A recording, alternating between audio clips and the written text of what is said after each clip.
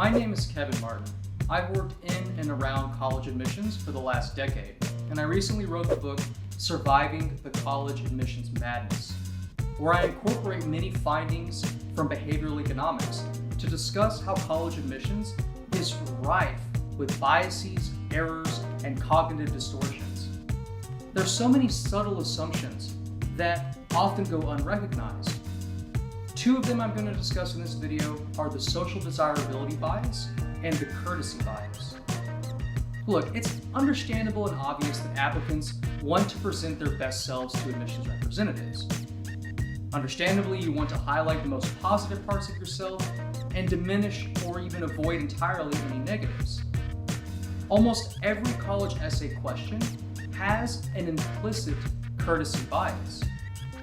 Students give a more polite opinion and they disguise their true feelings so as not to offend their anonymous admissions reviewers. At least when you're writing an AP government paper for a teacher with strong political views, you know your audience and exactly how to flatter them. College admissions adds a layer of complexity because your reader is almost always unknowable. One example of the courtesy bias is the things that students write and what they actually do on college campuses. There was a statistic from NYU that over 60% of their students report binge drinking, and that number is even higher at many other campuses. And so it's sort of surprising that of the 10,000 applications that NYU is going to receive, I'm confident not a single student writes their Why NYU essay about how they want to party in New York City. And I've only ever had one client who admitted to me honestly that partying was the thing that they were most excited for in college. And I appreciated that student's honesty and authenticity. And it's remarkable given that many of us who attended universities spent much of our time doing exactly that, including me. I also wager that there's a non-zero possibility your alumni interviewer or admissions reviewer might be sipping a glass of wine or two while piling through their record number of applications. And that's especially true during COVID when rates of alcoholism are higher than any point in recent history. The pandemic exposes the disconnect between what students write in their essays and the realities of adults living away from home. It's comical, it's disheartening, and even tragic when universities nationwide haphazardly opened for in-person classes for fall 2021.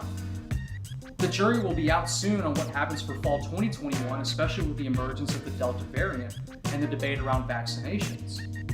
But last year, many universities reversed their policies days or weeks after students arrived on campus, sending students home to Zoom University or to live under lock and key in their dorm rooms that doubled as kind of a securitized prison.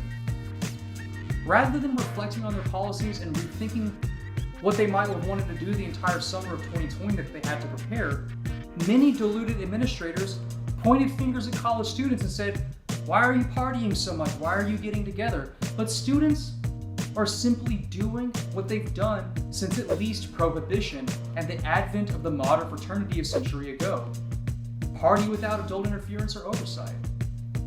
In Boston, Northeastern University made headlines in early September of 2020 for expelling 11 students without refund for violating social distancing and health protocols. Look, universities need butts in the seats and student athletes on the field to sustain their business model. So, the admissions madness must continue uninterrupted. And that's because in part, when students are writing the college essays, it's not at all an accurate reflection of who they are or what their true beliefs entail. Like the courtesy bias, admissions expectations produce a social desirability bias, which is a theme that comes up over and over and over in my book, Surviving the College Admissions Madness.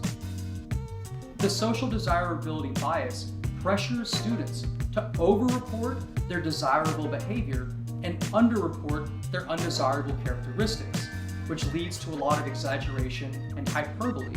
Another consequence of the social desirability bias is the pressure that students feel to link and connect everything that they're writing into their major and connect that to some pro-social values like service or philanthropy. These pressures produce a sea of computer science or finance majors writing difficult-to-believe essays about how search engine optimization or credit default swaps will somehow save the world. UT Austin has recently required all applicants to discuss how they hope to, quote, transform lives and change the world after graduation. So they've taken the social desirability bias and they've put it into an essay topic directly, so it's no longer implicit or subtle.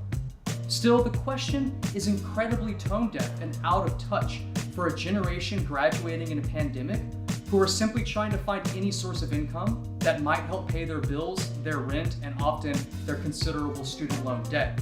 So grand values like transforming lives and saving the world are a far-off concern for many students who are simply trying to get by. There are also diversity-themed essay topics, particularly at conservative universities or universities in conservative states, like Kentucky or Texas A&M, which pressure students to adopt progressive politics that they may not agree with. I know of at least a few applicants who would decline to apply to these campuses when confronted with politically biased essay topics. Regardless, applicants unsympathetic to progressive identity politics will likely be persuaded to pander to what they know their readers want to hear, which is another example of the courtesy bias.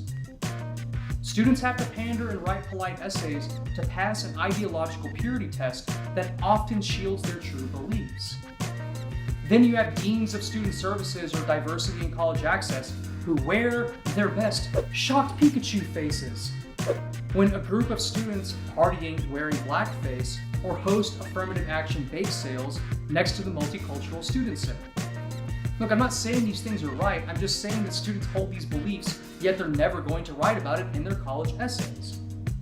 I would love to read the essays of the 10 students who were infamously rescinded from Harvard's class of 2020 for sharing racist and sexist memes to see if any of them discuss the importance of tolerance and multiculturalism. In college essays, courtesy and social desirability complicate holistic review because reviewers will never have access to anything attempting to resemble a student's authentic or true selves. Thanks for watching. I hope you enjoyed this video. Don't forget to like and subscribe. You can find my email in the information section of this video, so feel free to reach out if you're interested in working together.